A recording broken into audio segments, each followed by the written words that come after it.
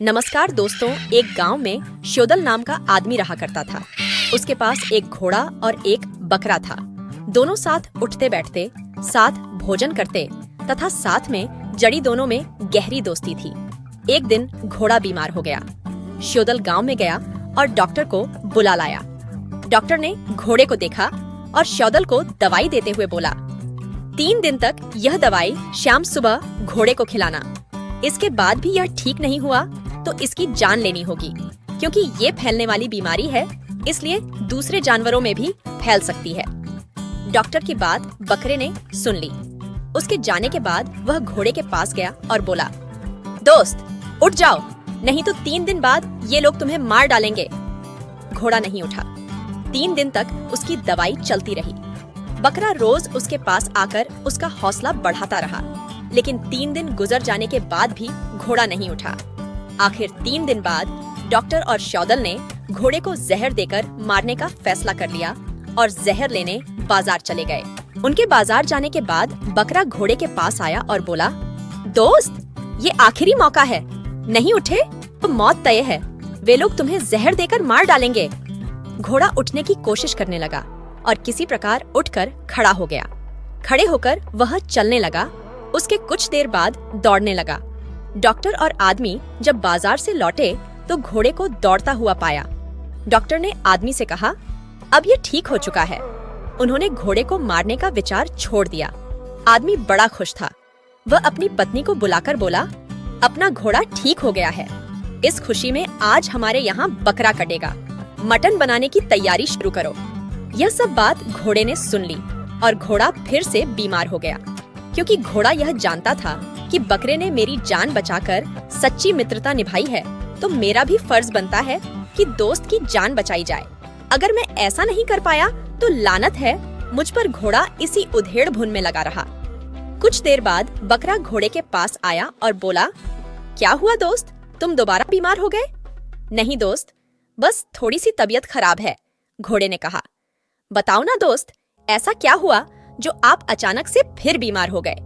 घोड़ा बकरे को बताना नहीं चाहता था कि अगर मैं ठीक हो गया तो श्योदल के घर खुशी में बकरे का मीट बनेगा। काफी देर तक घोड़े की मान मुन्नवल करने और बकरे के द्वारा दोस्ती की कसम दिलाने पर घोड़े ने सारी बात बकरे को बताया और कहा कि आपने सच्ची दोस्ती का फर्ज निभाया है, अब मेरी बारी है। कुछ देर चुप रहने के बाद बकरे ने कहा, दोस्त अगर तुम ठीक हो गए तो मालिक मुझे मार देगा और ठीक नहीं हुए तो तुम्हें मार देगा। एक का मरना तो तय है। अच्छा दोस्त, एक बात बताओ, आप ठहरे एक इज्जतदार और मूल्यवान प्राणी, क्योंकि कभी किसी से सुना है कि किसी ने घोड़े की बलि दी हो या फिर उत्सव या त्योहार में खुशी के मौके पर घोड़े को मारकर खाया हो? घोड़े ने कहा, नहीं दोस्त, ऐसा तो ना सुना और ना ही देखा है। दोस्त रही बात, मेरी ये तो जरूर सुना होगा कि बकरे को लोग क्यों पालते हैं? घोड़े ने पूछा, क्यों पालते हैं? बकरा बोला, इसलिए पालते हैं कि या तो बकरे की बलि देनी हो या फिर खुशी के मौके पर मारकर खाने के लिए पाला जाता है। यही कारण है कि बकरा एक तुच्छ और मूल्यहीन प्राणी होता है। इसलिए मैं कह रहा हूँ कि मालिक आज नहीं तो कल मुझे किसी न किसी बहाने से मार ही देगा। तो क्यों ना आज ही मुझे मार दिया जाए। आज मरने से इतिहास याद रखेगा कि बकरे ने दोस्ती में जान दे दी।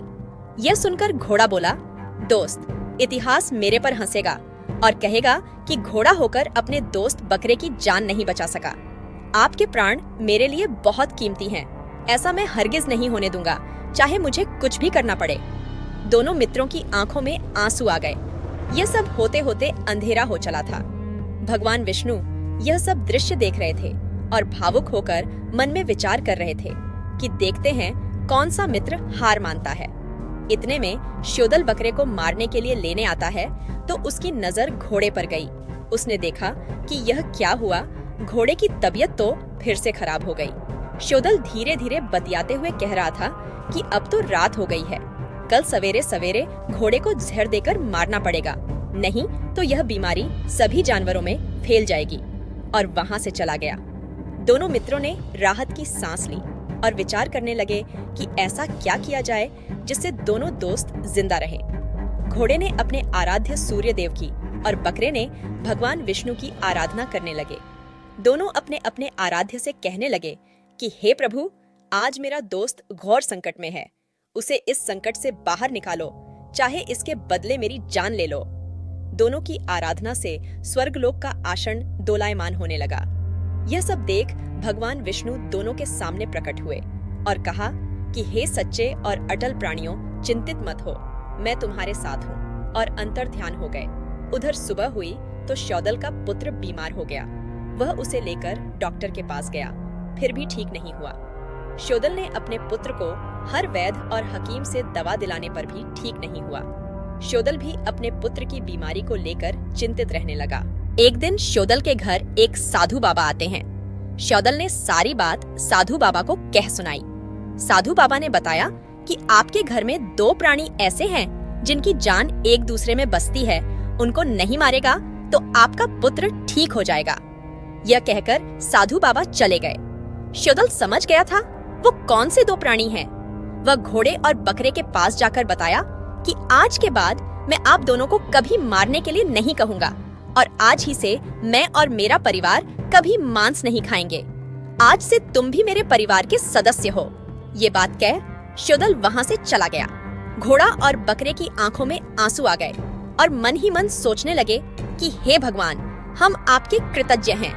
आज आपने मेरे दोस्त को बचा लिया, और दुआ करने लगे कि हमारे मालिक का लड़का भी जल्दी से ठीक हो जाए। धीरे धीरे शौदल का पुत्र भी हमारा ठीक वीडियो होने पसंद लगा, आए तो वीडियो को और लाइक एक दिन कर वो दीजिए बिल्कुल ठीक हो गया, जिससे शौदल के परिवार में खुशियों की लहर दौड़ने लगी। और उधर घोड़ा और बकरा दोनों जिगरी यार भी खुशी खुशी जीवन बिताने लगे। कहानी से सीख: दोस्ती अगर सच्ची हो और इरादे पक्के हो तो भगवान को भी आना पड़ता है मदद करने।